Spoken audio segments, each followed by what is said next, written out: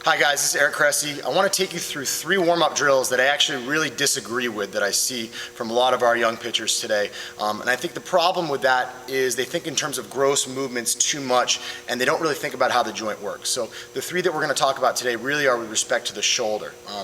One of the things I get asked all the time is, what do you think of J-bands? What do you think of crossover symmetry? And I kind of respond in the sense that, what do you think of yoga? What do you think of weight training? These are, broad disciplines, and there's a lot of different things you can do underneath those disciplines. It comes down to who are we doing them with and what kind of technique are we using while we do them. So we're going to demonstrate some stuff with the J-band today because I think it's a good example. And Alan Jaeger is a great friend of mine, and I really believe in the product. It's just a matter of doing the exercises correctly. So one of the things that we see in our throwers is they tend to get very loose in the front. Okay, so what happens over the course of time as you lay your arm back over and over again to throw, as you develop more and more external rotation, the ball wants to ride forward in the socket. Okay, so what happens is you acquire this anterior laxity, so the ligaments in the front of your shoulder have a little bit more give to them as you keep throwing and throwing and throwing. And it's one reason why throwers need to take some time off throughout the year to regain some of that anterior stability. And what we're seeing more and more nowadays are surgeries called anterior capsule plication. Basically what that means is throwers get too loose in the front and they need to go in surgically and tighten it up.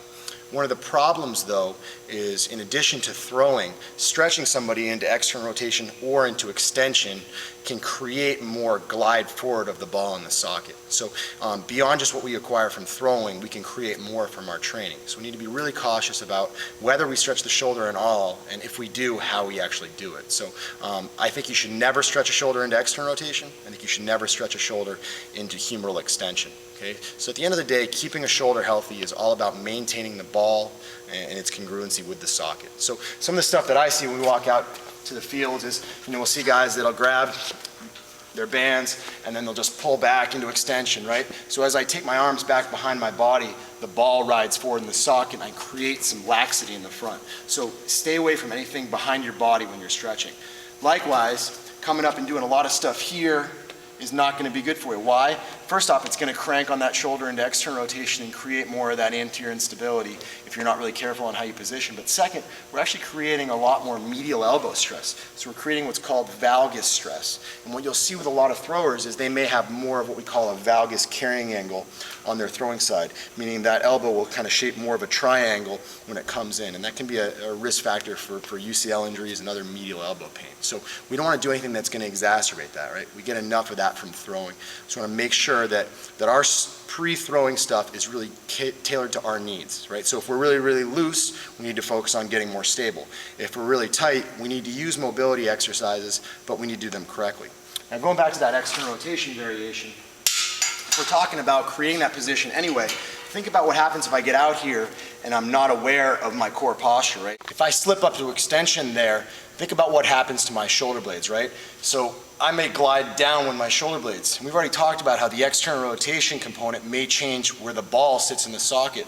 Here I've taken the socket and I've probably cranked it down into some depression. So I can't upwardly rotate to that good arm slot. So being aware of your core positioning while you do all your rotator cuff stuff is very, very important. So obviously stretching in this position is bad, but if you insist that you have to do it, you might as well maintain that core posture.